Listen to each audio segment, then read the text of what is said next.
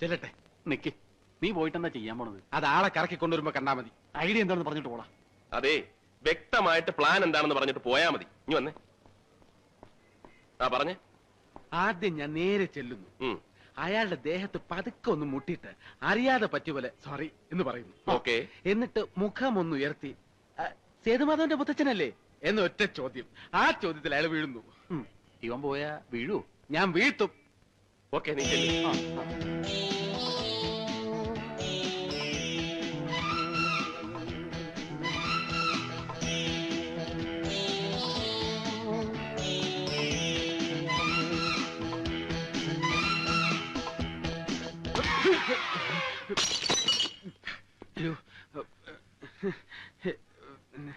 എന്റെ അമ്മയെ നാട്ടിച്ച്.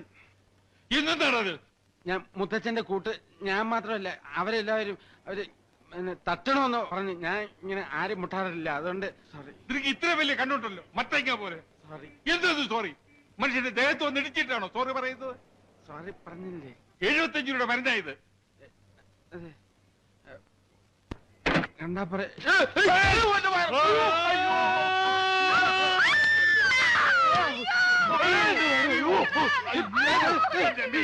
Thank you മോനെ, താങ്ക് യു വെരി മച്ച്. താമസോട്ടെ വിട്ടോളാ.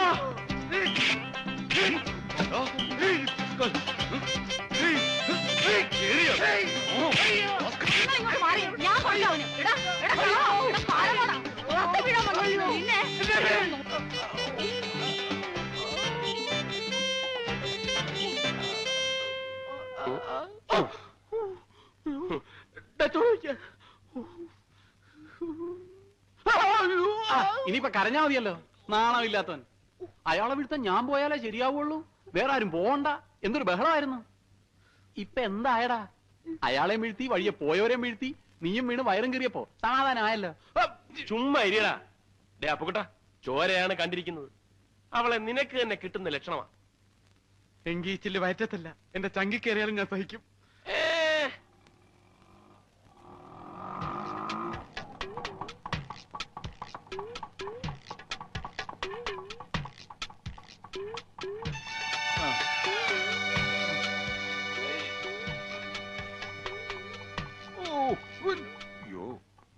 കാര്യമായിട്ടൊന്നും പറ്റില്ലെന്നാ തോന്നണല്ലേ? എന്റെ ദൈവമേ, എന്താ ഇത്? എന്താ പറ്റിയത്? എന്താ മുത്തശ്ശ, എന്താ പറ്റിയത്? എന്നെ ഒരുത്തൻ റോട്ടിൽ ഉരുട്ടിയിട്ട് മോളെ. ആരാ മുത്തശ്ശ? വേറെ ആര്? അവന്മാര്. ഇത് അവന്മാർ തന്നെ.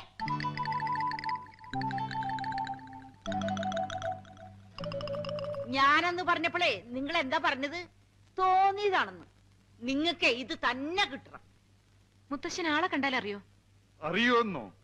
അവനെ ഇനി എവിടെ കണ്ടാലും ഞാൻ കൊല്ലും. വെറുതെ. അന്ന് വന്നവന്മാരെയൊക്കെ കണ്ടാലേ എനിക്കും അറിയാം.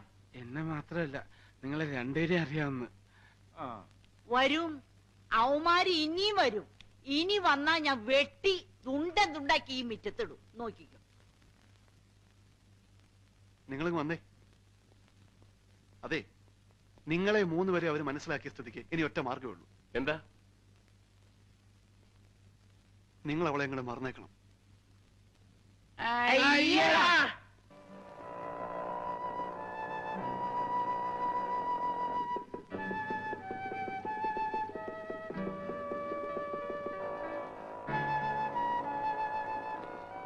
ആർക്കായിരിക്കും എഴുത്ത്? ഇനി നമ്മളെ കൂടാതെ വേറെ വല്ല കാമുകന്മാരും കാണുമോ? നിന്റെ കരുനാക്കെടുത്ത് വല്ലതും പറ. അല്ല, അങ്ങനെ ആരെങ്കിലും ഉണ്ടെങ്കിലോ? ഏയ്, എന്തായാലും എഴുത്തെടുത്ത് നോക്കിയാ വിവരം അറിയാലോ. ഞാനിപ്പോ എടുത്തു തരാം. അതൊന്നും നടക്കൂലേ. ഇവൻ എന്തായി കാണിക്കണം? ഇങ്ങോട്ട് മാറി. Next clearance 3 PM. മഹാദേവ, എന്താ വേണ്ടത്? എങ്ങനെയും ഈ എഴുത്ത് കൈക്കലാക്കണം. അതിനിപ്പോ എന്ത് ചെയ്യാം? വെയിറ്റ് ചെയ്യാം.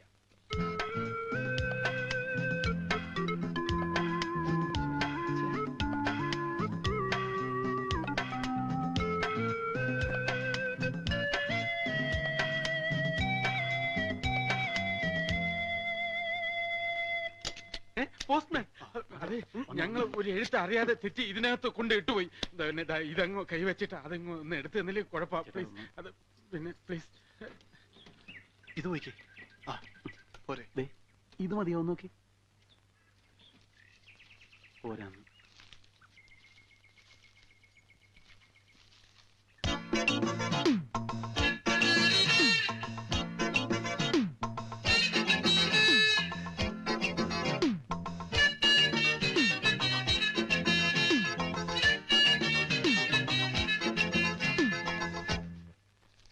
പ്രിയപ്പെട്ട അച്ഛനും അമ്മയെ അറിയുവാൻ ഞാൻ അപ്പോഴേ പറഞ്ഞില്ലേ കാമുകനൊന്നും അല്ലെന്ന്. നീ എപ്പ പറഞ്ഞു?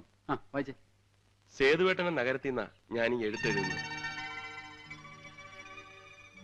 സേതുവേട്ടൻ ഇവിടെ താമസിച്ചിരുന്ന വീട് ഞാൻ കണ്ടുപിടിച്ചു. അതൊരു ആൻഡ്രൂസിന്റെ വീടാണ്. ബോംബെയിൽ എവിടെയോ ആണ് ഈ ആൻഡ്രൂസ് ഇപ്പോൾ. ഈ ആൻഡ്രൂസ് പറഞ്ഞു വിട്ടിട്ടാ സേതുവേട്ടൻ ഈ നഗരത്തിൽ വന്നത്. കഴിഞ്ഞ ക്രിസ്മസ് രാത്രിയിൽ ഇവിടെ വന്നു കയറിയ സേതുവേട്ടനെ ആൻഡ്രൂസിന്റെ അമ്മച്ചി സ്വന്തം മകനെ പോലെയാണ് കരുതിയിരുന്നത്. ഇപ്പോൾ ആ വീട്ടിൽ ആൻഡ്രൂസിന്റെ അമ്മച്ചി മാത്രമേ ഉള്ളൂ.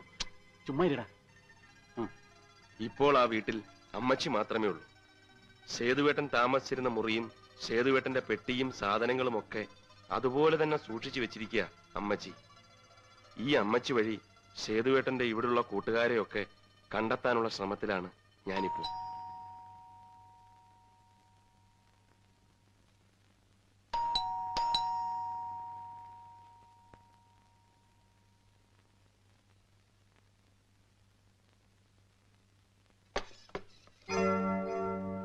ഗുഡ് മോർണിംഗ് അമ്മച്ചി. മോർണിംഗ് അമ്മച്ചി.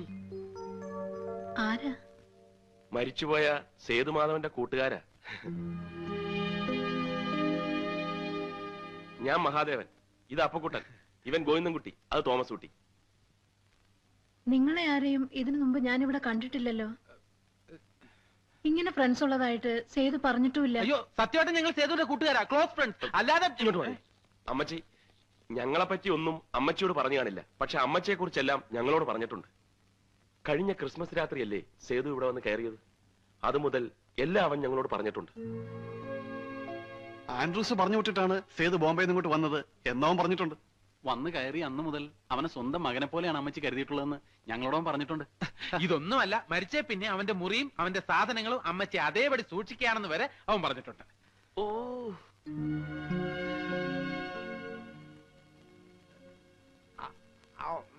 പറഞ്ഞിട്ടില്ല അല്ലേ?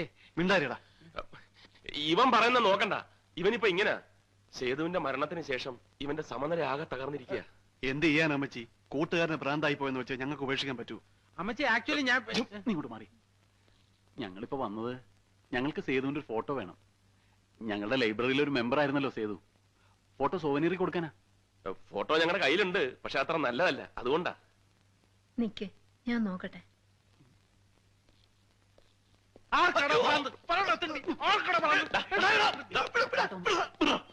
വായി തോന്നിയൊക്കെ വിളിച്ചു പറഞ്ഞിട്ട് അവന്റെ കഴുത്തേക്കാർ പിടിച്ചാൽ മതിയല്ലോ. മാറി. അമ്മച്ചി അമ്മച്ചി അമ്മച്ചി.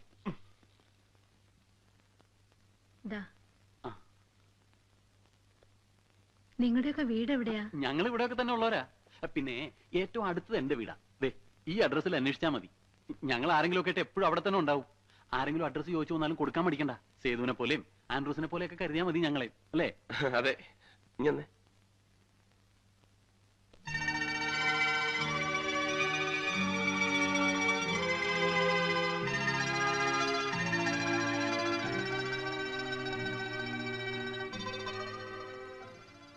ഫോട്ടോ കൊണ്ടാ മരിച്ചാണെന്ന് തോന്നില്ല. കൊള്ളാല്ലേ?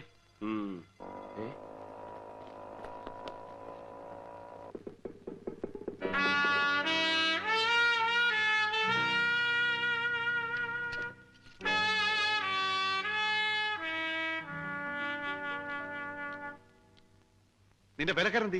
ഗോപി, എന്തിനാണ് വെറുതെ അവനെയൊക്കെ ബുദ്ധിമുട്ടിക്കുന്നത്? പറയാനുള്ളതൊക്കെ ഞാൻ തന്നെ പറയടാ. വേണ്ട. ആദ്യമായിട്ട് അവൾ എന്റെ വീട്ടിൽ വന്നിട്ട് ഒന്നും സംസാരിക്കാതെ വിടുന്നത് മോശമല്ലടാ. ഒരു മോശമില്ല, പരിചയപ്പെടുന്നത് സംസാരിക്കുന്നൊക്കെ ഒരുമിച്ച് മതി. മാത്രമല്ല നമ്മളെ പൂർണ്ണമായിട്ട് വിശ്വസിക്കണമെങ്കിൽ ഈ ഫോട്ടോ മാത്രം പോരാ, വേറെ നമ്പറിൽ ഇറക്കണം. എന്താ സാറേ? ദേ ആ പെണ്ണ് വന്നിട്ടുണ്ട്. ഞാൻ പറഞ്ഞു തന്നൊക്കെ അതുപോലെ തന്നെ പറഞ്ഞേക്കണം. തെറ്റിച്ച കൊന്നുകളയും. ചെല്ലി ചെല്ലി ചെല്ലി. ഞങ്ങളിവിടെ ഒളിച്ച് നിപ്പില്ല എന്ന് പറഞ്ഞേക്ക്. ഒന്നും പറയണ്ട.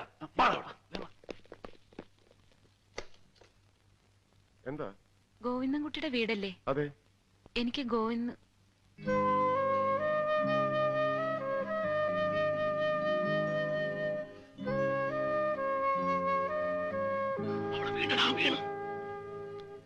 ആരാ? ഇതെന്റെ ഏട്ടനാ. ആ, ഇവിടുത്തെ സാറിന്റെ കൂട്ടുകാരനാ. എനിക്ക് ആളെ ഒന്ന് കാണാൻ പറ്റുമോ?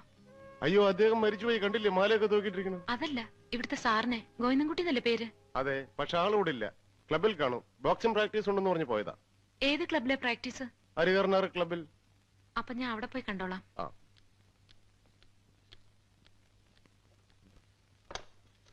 ഒത്തടാ, ഒത്ത്.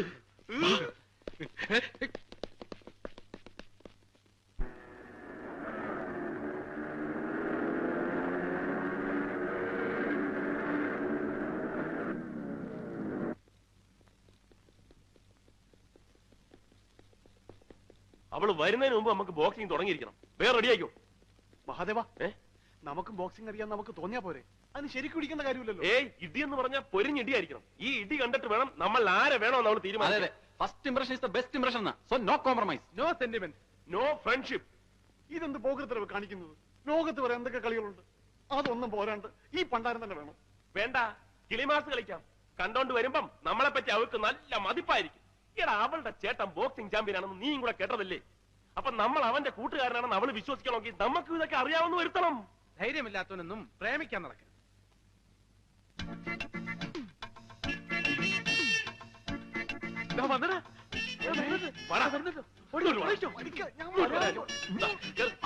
ഇവനൊന്ന് പിടിച്ച് കേട്ട്. വാടാ ഇങ്ങോട്ട്. നീ മൈക്ക് ടൈസന്റെ ഇടി കൊണ്ടിരുന്ന ഇതാണ്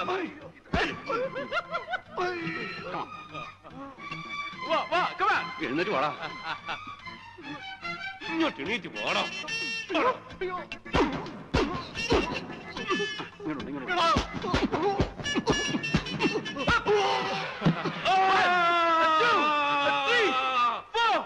5, 6, 7, 8, 9, 10. നമുക്കിനി ഇവരെ നേരിടാം. ഇടിക്ക് വീണ്. ഇടിച്ച് വാടാ, ഇടിച്ച് വാടാ. കമാ, എഴുന്നേറ്റ് വാടാ. കമാ.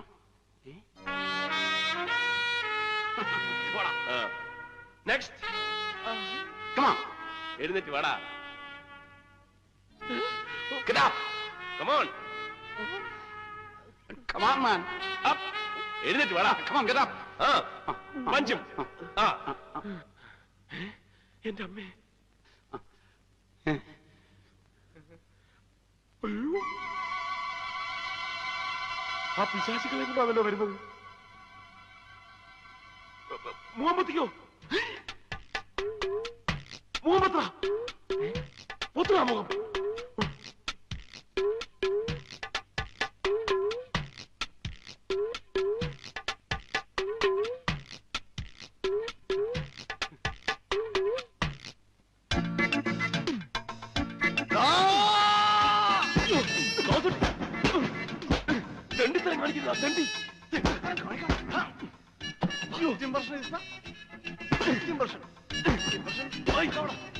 അയ്യോ, ധൈര്യമില്ലാത്തവർ പ്രേമിക്കാൻ നടക്കരുത്. സാഹചര്യം ചൂഷണം ചെയ്യരുത്, സാഹചര്യം ചൂഷണം ചെയ്യരുത്.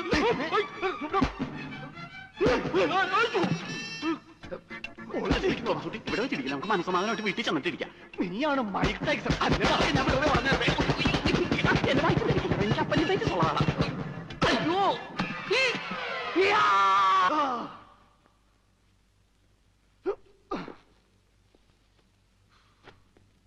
Excuse me. Yes, Govindankutty. Govindankutty, അവനെ ഞാനൊരു സ്ഥലം വരെ പറഞ്ഞു വെച്ചിരിക്കുകയാണ്. എന്റെ അമ്മനെ കെട്ടിക്കാനാ. എന്താ കാര്യം? എന്നോട് പറഞ്ഞോളൂ. ഒരു സേതുമാധവൻ അറിയോ? ആ അറിയോ? ആ, ബോംബെ യൂണിവേഴ്സിറ്റിയിലെ ബോക്സിംഗ് ചാമ്പ്യൻ സേതുമാധവനാണ് ഉദ്ദേശിക്കുന്നത്. അതെ, ഞാൻ ആ സേതുവിന്റെ സിസ്റ്ററാ, മായ.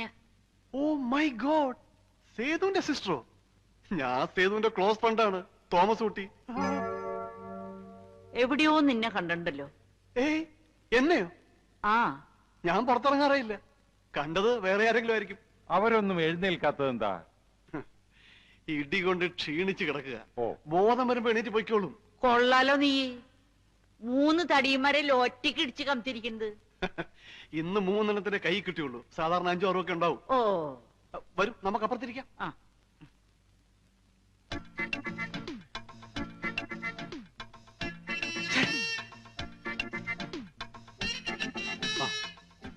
കഴിക്കും, കഴിക്കണം. മായ എന്താ കഴിക്കാത്തത്? സേതുവേട്ടൻ എന്തിനാ ഈ നാട്ടിലേക്ക് വന്നതെന്ന് തോംസുട്ടിയോട് പറഞ്ഞിട്ടുണ്ടോ? അതായത് കഴിഞ്ഞ ക്രിസ്മസിന് ആൻഡ്രൂസിന് വരാൻ പറ്റിയില്ല. പകരം സേതുവിനെ അയച്ചു. അങ്ങനെയാ സേതു പറഞ്ഞത്. ഇതിനു മുമ്പും ക്രിസ്മസിന് ആൻഡ്രൂസ് വരാതിരുന്നിട്ടില്ലേ? അന്നൊന്നും പകരം ആരെയും അയച്ചിട്ടില്ലല്ലോ. ഇത് ഞാനും ചോദിച്ചതാ. അപ്പൊ സേതു പറഞ്ഞു അമ്മച്ചിക്ക് ഒരു സമ്മാനം കൊണ്ട് വന്നതാണെന്ന്. സമ്മാനോ? എന്ത് സമ്മാനം? എന്ത് സമ്മാനം എന്നാ പറഞ്ഞത്? ക്രിസ്മസ് സമ്മാനം. എന്നിട്ട് അമ്മച്ചി അതിനെപ്പറ്റി ഒന്നും പറഞ്ഞില്ലല്ലോ. അയ്യേ, അങ്ങനെ പറയാൻ മാത്രമുള്ള ഒന്നും ഉണ്ടാവില്ല. മാലയോ സാരിയോ അങ്ങനെ എന്തെങ്കിലുമൊക്കെ ആയിരിക്കുന്നേ. ശരി, ഞങ്ങൾ ഇറങ്ങട്ടെ. ഇനിയിപ്പോ ഇതൊന്നും പോയി അമ്മച്ചിയോട് ചോദിക്കണ്ട കേട്ടോ, നാണക്കേടാ. സേതുവിന് ഇവിടെ ആരെങ്കിലും ശത്രുക്കൾ ഉണ്ടായിരുന്നോ? ശത്രുക്കളോ? അതെന്താ അങ്ങനെ ചോദിച്ചത്? വേറെ ഒന്നുമല്ല, ദേ ഇത് കണ്ടോ, ഒരുത്തൻ എന്നെ റോട്ടിൽ ഉരുട്ടിയിട്ട് കൊല്ലാൻ ശ്രമിച്ചു. ഇവളെ 2 പ്രാവശ്യം വീട്ടിൽ കയറി അപകടപ്പെടുത്താൻ നോക്കി. അതിലൊരുത്തനെ ഞാൻ ശരിപ്പെടുത്തിയിട്ടുണ്ട്. എന്താ, ശത്രുക്കൾ ആരെങ്കിലും ഉണ്ടായിരുന്നോ? ഏയ്, അങ്ങനെ ശത്രുക്കളൊന്നുമില്ല. അപ്പൊ അവന്മാരൊക്കെയോ? അത് വല്ല പോക്കറ്റ് അടിക്കാരോ പിടിച്ചു പറിക്കാരോ ഒക്കെ ആയിരിക്കും. അയ്യോ.